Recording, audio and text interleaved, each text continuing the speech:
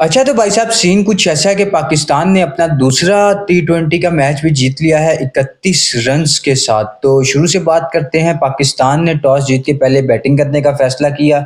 Side में सिर्फ दो चेंजेस की गई है, शाहीन शाह अफरीदी और हारिस रऊफ को बिठा के सलमान और हसन अली को खिलाने का फैसला किया। बनता भी था, इनको खिलाना भी चाहिए था, पहले भी परफॉर्म कर चुके हैं लेकिन आज कुछ इनकी तरफ से अच्छी परफॉर्मेंसेस आई नहीं।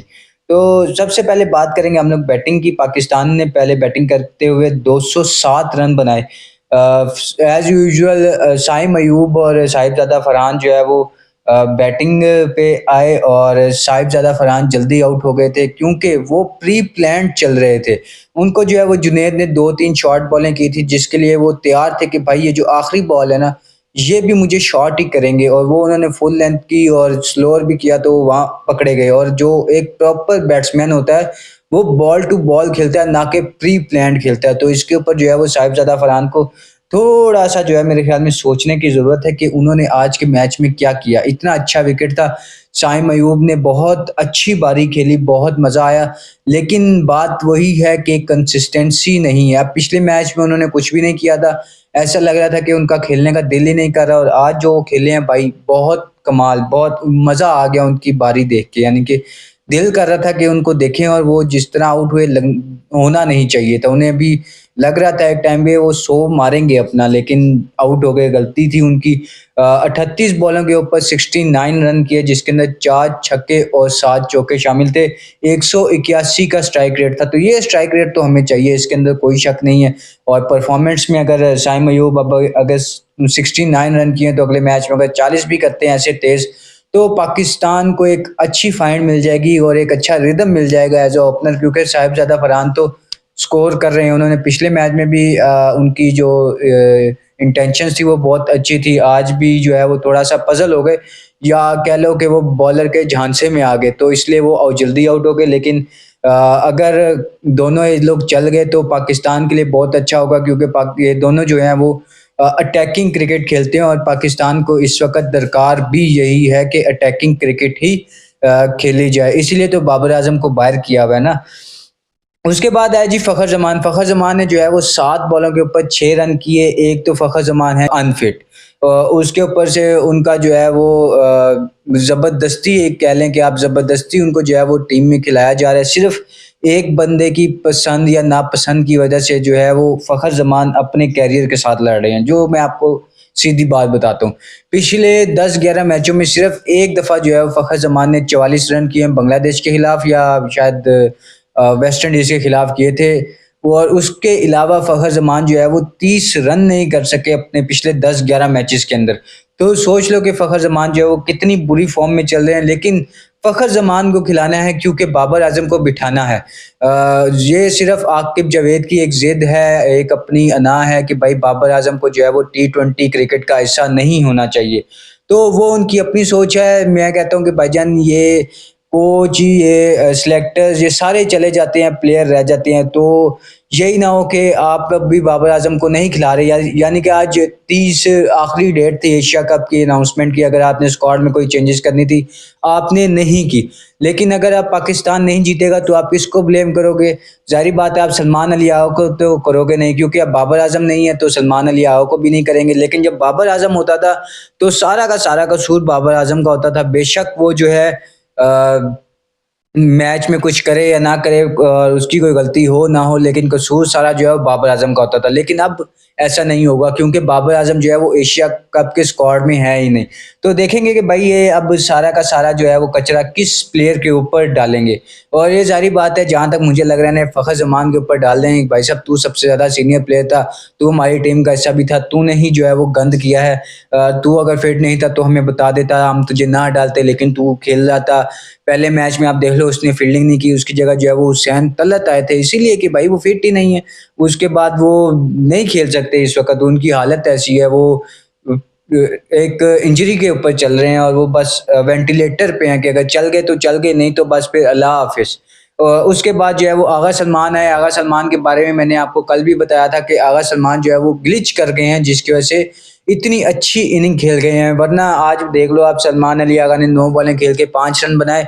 उनके तो पल्ले ही नहीं आज बॉल पड़ रही थी कि भाई ये बॉल आ कहाँ से रहा है और जा कहाँ को रहा है। ये या तो शायद वो सलमान अली आगा जो है वो प्रेस कॉन्फ्रेंस का गुस्सा करके थे, जहाँ पे वो एक जर्नलिस्ट ने कहा था जी कि अफगानिस्तान जो है वो एशिया की सेकंड बेस्ट टीम बन गई है, तो शायद सलमान अली आगा जो है वो चीज़ का गुस्सा कर गए थे और स्कोर मार गए थे और प्लेयर ऑफ द मैच भी थे भाई वो। लेकिन जाहिर बात है, मैं एक मौक़िफ़ है या एक पॉइंट पॉइंट है मेरा कि वो टेस्ट या ओडीआई का बहुत अच्छा प्लेयर है, लेकिन उसकी टी20 में जगह नहीं बनती और आपने उसको लाके कप्तान मुसल्लत कर दिया पाकिस्तान टीम के ऊपर। तो मेरा बस ये एक छोटा सा मानना है कि सलमान अली आगा को जो है वो टी20 टीम का हिस्सा नहीं होना चाहिए। उसके बाद अगर हम बात करें आज के स्टार की, या जिस स्टार ऑफ द डे जो हम लोगों ने फाइंड निकाली है अपनी पिछले कुछ रीसेंट सीरीज से या पिछले कुछ मैचेस से, वो है हसन नवाज। हसन नवाज ने जब अपना पहला शो किया था तो लोगों ने बड़ी तनकीद की थी उसके शो के ऊपर भी, हालांकि वो पाकिस्तान की तरफ से सबसे तेज शो बनाया गया था किसी प्लेयर की जान में से, जो 45 बॉलों के ऊपर था। लेकिन बहुत लोगों ने जो है वो तनकीद की थी कि जी ना कोई सर आ रहा है ना पैर आ रहा है, बस बल्ले फेरी जा रहे हैं, लग गए तो लग गए, नहीं लगे तो नहीं लगे। लेकिन हसन नवाज जो है शायद इस चीज़ का गुस्सा कर गए, और भाईजान आज जो इन्होंने इनिंग खेली है, मैं कहता हूँ इतनी कोई खूबसूरत इनिंग, इतनी कोई खूबसूरत इनिंग दिखाया कि भाई लड़के के अंदर भूख तो है स्कोर की, बंदे के अंदर पोटेंशियल तो है कि वो स्कोर करेगा, और उसने आज करके दिखाया। तेज खेला है, 26 बॉलों के ऊपर 56 रन किए हैं, जिसके अंदर 6 छक्के और 2 चौके शामिल हैं।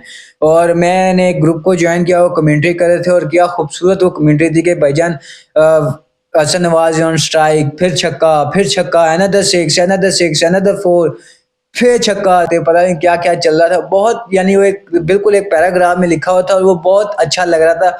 हंसी निकल गई मेरी वो सुन के। मैं आपको शायद शॉर्ट में सुना दूं वो, कि वो बहुत बहुत मजे की ना, वो उसने एक कमेंट्री की हुई थी थोड़ी देर के लिए, हसन नवाज जब तक आउट नहीं हुए।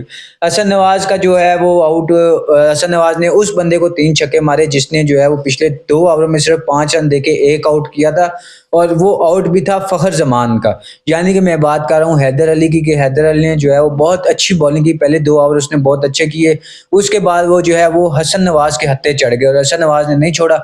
हसन नवाज ने एक मारा मिड विकेट, एक मारा लॉन्ग ऑन, एक मारा फिर सामने।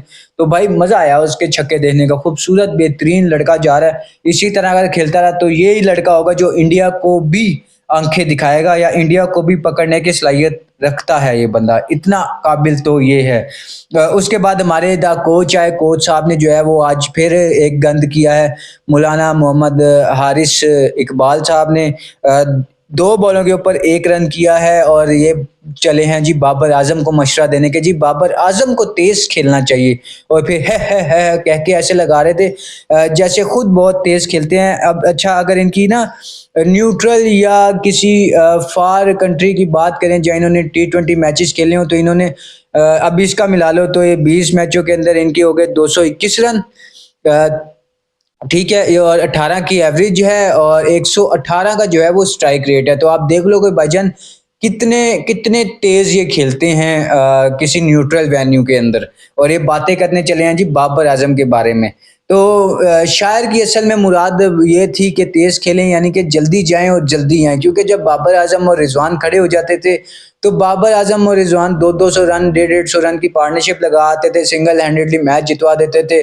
तो ये इनसे मुराद थी कि भाई आप जल्दी जाया करें, जल्दी आया करें, ताकि हमें भी जो है वो बारीक करने का मौका मिले। और बहुत सारे लोग ये कह रहे हैं जी कि हारिस का जो है नंबर नहीं बनता, हारिस जो है वो टॉप ऑर्डर बैट्समैन है, आपने उसको 7वें नंबर पे भेज रहे हो, जिसकी वजह से हारिस जो है वो स्कोर नहीं कर रहा। देखो भाई, जो प्लेयर होता है ना वो किसी भी जगह पे स्कोर कर लेता है। अब हम हसन नवाज की बात करें तो भाईजान हसन नवाज डोमेस्टिक के अंदर या पीएसएल के अंदर बात कर लो तो 1 डाउन आता है या 2 डाउन आता है, लेकिन यहाँ 5वें नंबर पे आ रहा है। इसका मतलब ये थोड़ी है कि उसने स्कोर नहीं किया, उसने अपने आप को यहाँ साबित किया। जब उसने डेब्यू किया तो वो एज अ ओपनर आया था टीम के अंदर, लेकिन अब ये 5वें नंबर पे खेल रहा है, और क्या लड़का खूब बेहतरीन खेल रहा है।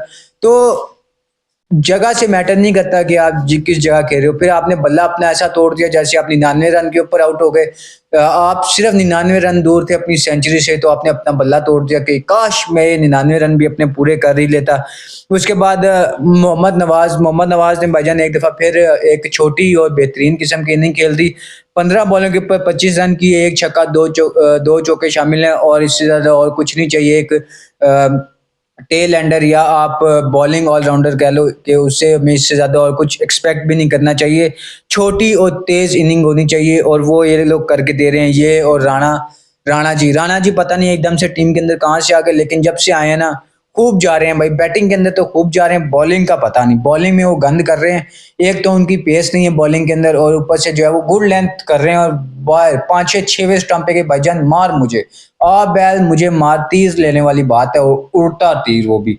तो राणा जी को चाहिए कि अगर उनके पास पेस नहीं है तो गिट्टों में मारे भाईजान, यॉर्कर करें, फुल फुल गुड लेंथ करेंगे भाईजान। तू मुझे यॉर्कर जो है वो पट के दिखा, इतना तो अगर हिम्मत वाला है। लेकिन अगर वो गुड लेंथ करेंगे इस पेस से तो भाई बहुत मार पड़ने वाली है राणा जी को।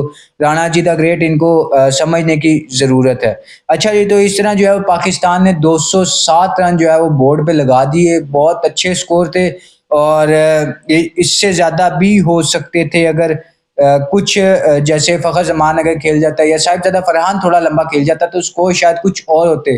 और अगर हम अब बात कर लें यूएई की या पाकिस्तान की बॉलिंग की, तो पाकिस्तान की बॉलिंग में आज कुछ इतना ख़ास मज़ा नहीं आया जितना कल अफ़गानियों के खिलाफ जब खेले थे। तो एक लग रहा था कि भाईजान एक टीम, एक यूनिट खेल रहा है और एक जान लगा रहे हैं बॉलिंग के अंदर भी, बैटिंग के अंदर भी। लेकिन यहाँ पे लड़कों ने बैटिंग के अंदर तो जान लगा दी, एक अच्छा टोटल जो है वो स्कोर बोर्ड पे लगा दिया, लेकिन बॉलिंग में हम लोगों ने गन कर दिया। हम लोगों ने बड़ा अच्छा स्टार्ट लिया, हम लोगों ने जल्दी एक आउट कर दिया। उसके बाद मोहम्मद वसीम ने जो है वो मारना शुरू कर दिया था, उसने भी नहीं देखा था कि कौन आ रहा है कौन नहीं, वो मार रहा था भाई, और उसने बिल्कुल लिहाज नहीं किया। लेकिन वो अनफॉर्चुनेटली बहुत गंदा रन आउट हो गया। अगर वो रन आउट ना होता तो शायद मैच जो है वो बहुत क्लोज चला जाता या फंस सकता था, आप यूं कह लो। क्योंकि मैं तो यही मानता हूँ कि पाकिस्तान जो है वो अपने कैलिबर के हिसाब से नहीं खेलती। पाकिस्तान जो है वो हमेशा दूसरी टीम का कैलिबर देखती है कि वो किस कैलिबर का है, या वो किस तरीके से या कितना करने की अहलियत रखता है, तो हम उनको उस हिसाब से बैटिंग करके या बॉलिंग करके दिखाएंगे ताकि मैच जो है वो मजेदार तो हो कम से कम। तो इसीलिए फिर मार खाना शुरू कर दी हम लोगों ने। मोहम्मद वसीम ने जो है अच्छा तगड़ा धोया, हमें हमें उसने नहीं देखा, उसने भी अच्छे खासे हम लोगों को जो है वो छक्के चौके मारे, लेकिन वो रन आउट हो गए, जिसके अंदर उन्होंने 18 बॉलों के ऊपर 33 रन किए, 2 छक्के 3 चौके शामिल थे। और अगर वो थोड़ा देर और खेल जाते तो भाई शायद स्कोर कुछ और होता। उसके बाद हम लोगों ने बड़ी जल्दी जो है वो बाकी सबको पकड़ लिया। 76 रन के ऊपर हम लोगों ने जो है वो 6 आउट कर दिए थे, 5 आउट हम लोगों ने उनके 76 रन के ऊपर कर दिए थे। उसके बाद अभी हमें चाहिए था कि हम लोग इनको 120 या 122 के ऊपर पकड़ लेते, राम सुकून से, इससे ज्यादा ना होने देते। लेकिन फिर आ गए जी आसिफ खान। आसिफ खान ने हमें ऐसा कोई धोया है ना, ऐसा कोई धोया जैसे ब्राइट लगा के हमें चमकाया हो उस बंदे ने। इतना खूबसूरत छक्के मारे, इतने खूबसूरत चौके मारे, लंबे लंबे छक्के, तेज गोली की तरह जाते हुए चौके, 6 छक्के और 6 चौके मारे। उसने नहीं देखा भाईजान के सलमान मिर्जा मुझे बॉलिंग कर रहा है, ये उसने नहीं देखा हसन अली बॉलिंग कर रहा है, उसने नहीं देखा भाईजान नवाज है, उसने नहीं देखा राणा जी हैं, उसने नहीं देखा सुफियान मुकीम है, उसने मारे हैं भाई। दिल जीता है। हम लोग बेशक यूएई से जीत गए, लेकिन हम आसिफ खान से जो है वो ये मैच हार गए हैं। आसिफ खान ने हमें बहुत सुथरा धोया, इतना कोई खूबसूरत धोया, ग्राउंड से बाहर वो छक्के मारा था भाई। और पूरे मैच में, इन दोनों मैचों में किसी ने ग्राउंड के बाहर छक्के नहीं मारे, जितने दो, मेरे ख्याल में 2 बॉलें इस बंदे ने घुमाई हैं, या 2 बॉलें जो आप कह लो ग्राउंड से बाहर फेंकी हैं इस बंदे ने। इतने लंबे लंबे इसने छक्के मारे हैं। इस बंदे ने किया है जी कोई 75-77 रन किया है, और 36-35-36 बॉलों के ऊपर, वो भी सिर्फ 6 छक्के और 6 चौकों। ये 60 रन तो सिर्फ सीधा सीधा ये हो गया कि जिसमें 6 छक्के और 6 चौके शामिल हैं। और फिर स्ट्राइक रेट 220 का, तो और क्या चाहिए था। उसके बाद अगर आपने पकड़ भी लिया तो आप 31 रन से जीत गए। आपको ये चाहिए था कि आप इस मैच जो है वो कम से कम बिना 70-80 रन से जीते, एक इंप्रेशन बनता, एक दूसरा जो है आपका हौसला बढ़ता कि हाँ भाई हमारी बॉलिंग के अंदर भी दम है। बेशक हमारे जो है वो शहीन या हारिस राव नहीं भी खेलेंगे तो हम लोग हसन अली और सलमान मिर्जा के साथ भी मैच जीत सकते हैं। लेकिन अगर हम लोग इस तरह की बॉलिंग करेंगे तो भाई फिर तो सॉरी ही है। और अब जो है मुझे लगता है कि सुफियान मुकीम को बिठा के इब्रार अहमद को मौका दे देना चाहिए, क्योंकि सुफियान मुकीम ने कल कल का मैच भी खेला, आज का मैच भी खेला। तो जो अब अगला मैच बनता है वो मेरे हिसाब से इब्रार अहमद का ही बनता है कि अब उन्हें भी अपना जलवा दिखाना चाहिए। आज सुफियान मुकीम ने बॉलिंग कुछ अच्छी नहीं की, 4 ओवरों में 44 रन दिए और कोई भी आउट नहीं किया। तो भाई साहब, मेहनत करने की ज़रूरत तो है। देखो, आप अगर टीम लेके जा रहे हो तो आपके पास हर प्लेयर का बैकअप तो होना चाहिए। आपने अच्छा किया, आप लोगों ने सलमान मिर्ज़ा और हसन अली को मौका दिया ताकि हमें पता लगे कि भाईजान हमारा बेंच किस काबिल है। बहुत अच्छा किया, होना चाहिए, ऐसा ही होता है कि अगर आपने एक बड़ा टूर्नामेंट खेलने जाना है तो आपको पता हो कि भाईजान आपके बैकअप पे कैसे-कैसे प्लेयर पड़े हैं। तो आपका ये फैसला बहुत अच्छा था, आपको नज़र आ गया, आपको उनकी खामियां नज़र आ गई, आप उनके ऊपर काम कर सकते हैं। अब आप उनको बता सकते हैं कि भाई आप अपनी बॉलिंग में क्या-क्या बेहतरी ला सकते हैं। सलमान मिर्ज़ा ने बांग्लादेश के खिलाफ जो सीरीज़ खेली थी वो बहुत तगड़ी खेली थी, बहुत मज़ा आया था उनकी बॉलिंग देखने का। लेकिन आज उनकी बॉल में कुछ था ही नहीं, हिल ही नहीं रही थी उनकी बॉल, सीधी-सीधी बॉलें जा रही थी। फिर वो एक्स्ट्रा ज़ोर लगा रहे थे तो पंजे दे रहे थे, सर के ऊपर से वाइडें कर रहे थे तो हो रहे थे, ऑफ कलर हो रहे थे। तो सलमान मिर्ज़ा को भी अपने ऊपर थोड़ा-सा काम करने की ज़रूरत है। लेकिन बहुत-बहुत मुबारक हो भाई, यही कहूँगा कि भाई हम बहुत-बहुत मुबारक हो, पाकिस्तान 2 लगातार टी20 आई फिर जीत गया है। अब 1 दिन का या 2 दिन का गैप है पाकिस्तान के पास, 2 तारीख को मेरे ख़्याल में दोबारा अफ़गानिस्तान के साथ मैच है। उम्मीद अच्छे की ही रखनी चाहिए कि जीतो भाई, जीतो। जीत चाहिए हमें तो बस।